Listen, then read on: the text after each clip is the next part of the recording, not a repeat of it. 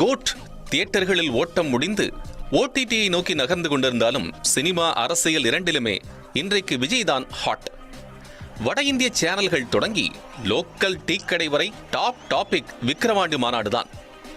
ஒட்டுமொத்தமானவங்க எல்லாருக்கும் என்னோட உயிர் வணக்கங்கள், என்னோட உயிர் வணக்கங்கள். மாநாட்டின் ஹைலைட்ஸ் என்று எத்தனையோ செய்திகள் வந்தாலும் விஜய்க்கு ஆதரவாக அஜித் தொடங்கியிருக்கும் சைலண்ட் மங்காத்தா ஆட்டம் தான் எதிர் அரசியல் முகாம்களை அதிர வைத்திருக்கிறது.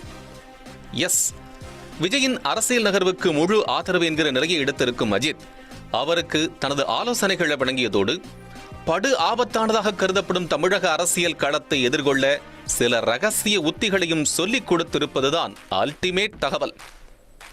சமூக வலைதளங்களில் முட்டுச்சந்துகளில் நின்று கொண்டு இருதரப்பு ரசிகர்களும் சதா முட்டி மோதிக்கொண்டிருக்கும் நிலையில் நிஜமாகவே அஜித்தும் விஜயும் இவ்வளவு நெருக்கமாக இருக்கிறார்களா? சந்தேகத்திற்கிடமின்றி அனைவருக்கும் எழக்கூடிய சந்தேகம் இதுதான். கடந்த ஆண்டு மார்ச் 23ஆம் தேதி சில காலம் உடல்நலம் குன்றியிருந்த அஜித்தின் தந்தை சுப்பிரமணியம் தனது 86வது வயதில் காலமானார். இறுதிச் சடங்குகள் முடிந்த மறுநாள் அஜித்தை அவரது இல்லத்தில் சந்தித்து ஆறுதல் கூற வந்த விஜய் சுமார் 2 மணி நேரத்திற்கு மேலாக அவருடன் பேசிக் கொண்டிருந்தார். அந்த சந்திப்பில் தொடங்கிதான் அதுவரை சக நடிகர்கள் என்கிற அளவில் மட்டுமே, இன்னும் சொல்ல போனால் என்கிற உறவில் மட்டுமே இருந்த இருவரும் பின்னணியில் முஸ்தபா பாடல் ஒலிக்க மனம் விட்டு பேசும் நண்பர்களானார்கள். அந்த உறவை இன்னும் வலுப்படுத்தியவர்கள் என்கிற பெருமை நிச்சயமாய் இரு இயக்குநர்களுக்கு உண்டு. முதலாம் அவர் கோட் படத்தை இயக்கிய வெங்கட் பிரபு.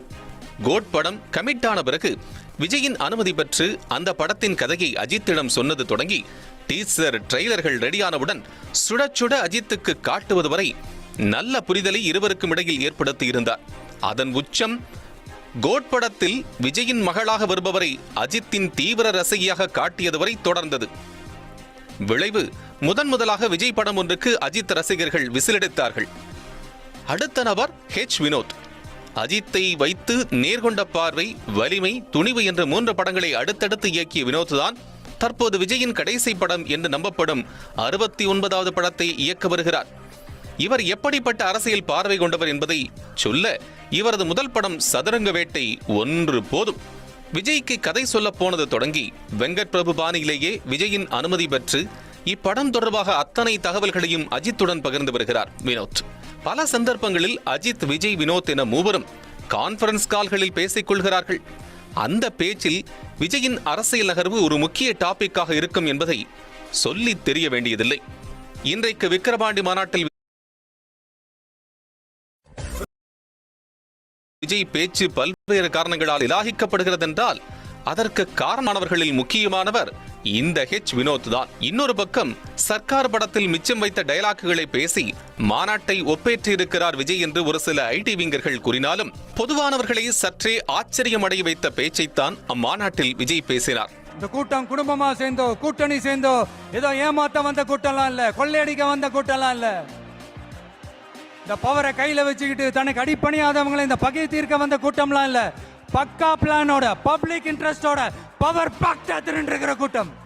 அதற்கு சாம்பிளாக தமிழகத்தில் கணிசமான வாக்குகள் பெற வேண்டுமானால் இந்துக்களின் மனதை புண்படுத்தக்கூடாது.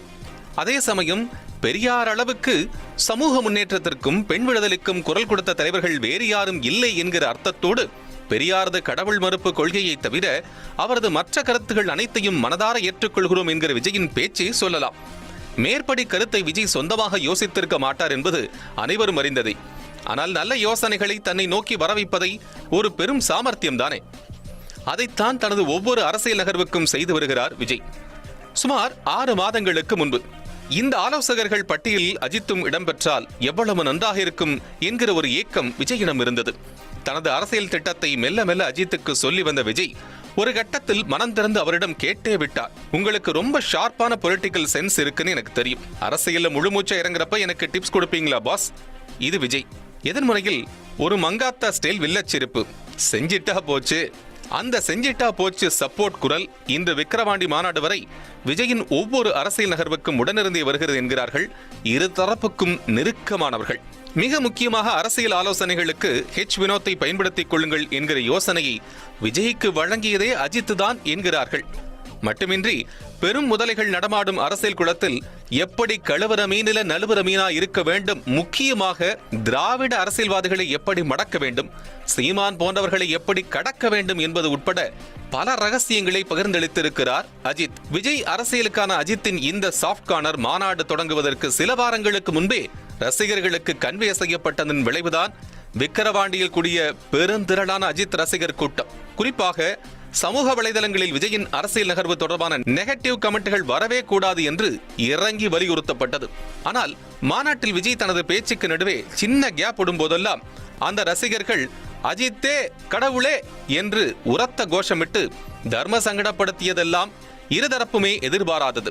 மாநாடு நடக்கவிருந்த அக்டோபர் 27 தான் பேசவிருப்பதை இன்னும் சில முறை ரிஹர்சல் செய்து கொள்ளவும், மக்கள் வருகை எந்த அளவுக்கு இருக்கிறது என்பதை அறியவும் அதிகாலை 4 மணிக்கு அலாரம் வைத்து எழுந்த விஜய்க்கு அடுத்த சில நிமிடங்களில் ஒரு டெக்ஸ்ட் மெசேஜ்.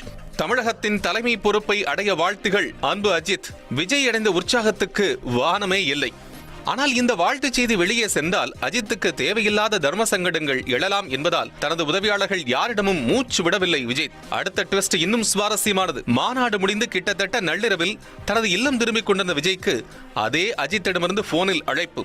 மாநாட்டு நிகழ்ச்சியை லைவில் முழுமையாக பார்த்ததை பரவசமாக பேசிய அஜித், இனிமேல் தான் நீங்கள் இன்னும் ஜாக்கிரதையாக இருக்க வேண்டும் என்று ஆல் தி பெஸ்ட் சொன்னது வரை சுமார் 5 நிமிடங்கள் பேசியிருக்கிறார். இப்படி கேள்விப்படுகிற தகவல்களை வைத்து பார்த்தால் தேர்தல் நெருங்கும் சமயம் அஜித் விஜயை வெளிப்படையாக ஆதரித்தாலும் ஆச்சரியப்படுவதற்கில்லை என்கிறார்கள். அதுவரை தளபதிக்கு ஸ்லீப்பர் செல்லாக மட்டுமே செயல்படுவார் போலும்.